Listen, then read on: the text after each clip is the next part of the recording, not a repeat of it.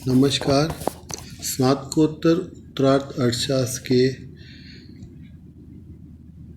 प्रश्न पत्र 10C demography जनानकी की प्रथम इकाई के पाठ तिथि में हम आज जनानकी के क्षेत्र एवं महत्व के बारे में चर्चा करेंगे।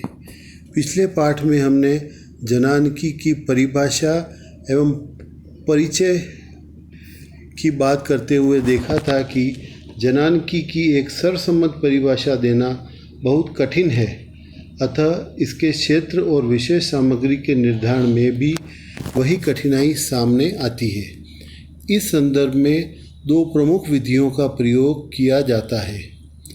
समग्रात्मक विधि या एग्रीगेटिव मेथड। इस विधि के अनुसार देश को एक समग्र इकाई मानकर उसकी जनसंख्या के आकार, गठन व परिवर्तनों का अनुमान लगाया जाता है। इस विधि में संपूर्ण देश को एक ही इकाई मानकर उसकी जनसंख्या का आकार यानी कि जनसंख्या कुल जनसंख्या निकालेंगे, उसका गठन एवं उसके परिवर्तनों का अनुमान लगाया जाएगा। दूसरी विधि है वितरणात्मक विधि, डिस्ट्रीब्यूशन मेथड। इस विधि के अनुसार किसी भी देश के छोटे छोटे खंडों की जनसंख्या के आकार व गठन का अध्ययन किया जाता है, तदुपरांत निष्कर्ष निकालना चाहिए। वास्तव में दोनों विधियां एक दूसरे के विरोधी नहीं वरन पूरक हैं।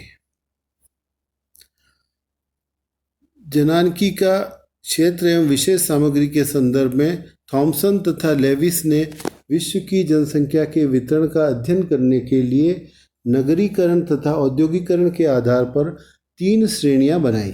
पहली, उन्नत नगरीय औद्योगिक क्षेत्र, एडवांस अर्बन इंडस्ट्रियल रीजन।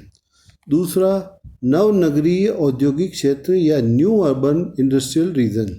और तीसरा, नगरीय एवं औद्योगिक विकास से पूर्व की स्थिति। जनसंख्या संबंधी आंकड़े 2 आधार पर एकत्रित किए जाते हैं।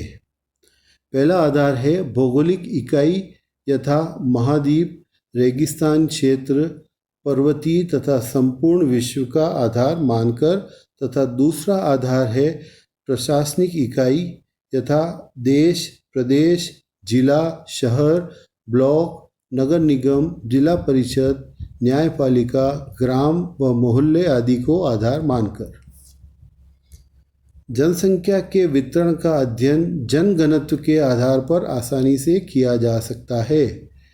जनघनत्व के निर्धारित तत्वों को 3 भागों में बांटा जा सकते हैं।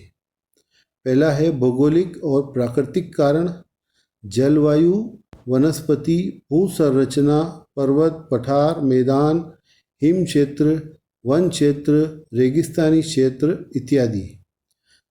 दूसरा है सांस्कृतिक, सामाजिक एवं आर्थिक कारक, उद्योग, व्यापार, व्यवसाय, शहरीकरण, रोजगार आदि। तथा तीसरा है जनसांख्यिकीय कारण। इसके अंतर्गत जन्म दर, मृत्यु दर तथा प्रवास दर को सम्मिलित किया जाता है। जनसंख्या को प्रभावित करने वाले तत्व। विभिन्न तत्वों से प्रभावित जनसंख्या में सतत परिवर्तन होता रहता है। इन परिवर्तनों की गति, दिशा, दशा के अनुसार भावी जनसंख्या का अनुमान लगाना जनसांख्यिकी के अध्ययन क्षेत्र का एक महत्वपूर्ण हिस्सा है।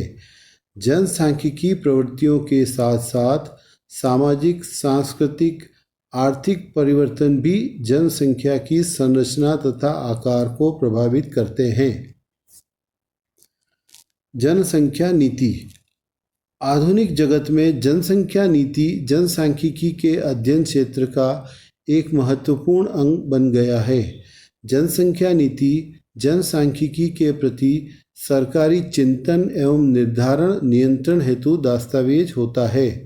जनसंख्या का आकार देश के साधनों के अनुरूप कैसे सामंजस्य बैठाए, वृद्धि या ह्रास की दर कितनी रहेगी, कैसे परिमाणात्मक या गुणात्मक सुधार लाया जाए, इस पर जनसंख्या नीति में विचार प्रस्तुत होता है। परिवार कल्याण या नियोजन प्रभावी ढंग से क्रियान्वित हो, कौन कौन से नियंत्रण हेतु सरकारी उपाय हो, प्रोत्साहन या दंड का स्वरूप कैसा हो इत्यादि नियोजन की 5 विशद व्याख्या नीति में निरूपित रहती है।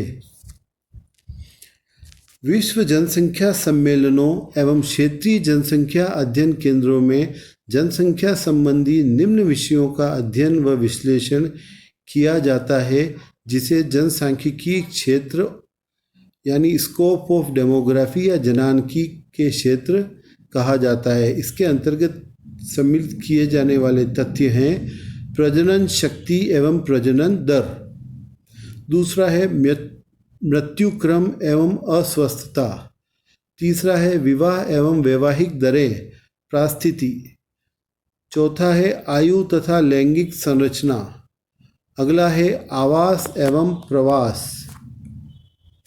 इसी तरह से प्रेक्षेपण यानी पॉपुलेशन प्रोजेक्शन, इसके अंतर्गत आगामी वर्षों में आगामी दशकों में जनसंख्या का अनुमान लगाना।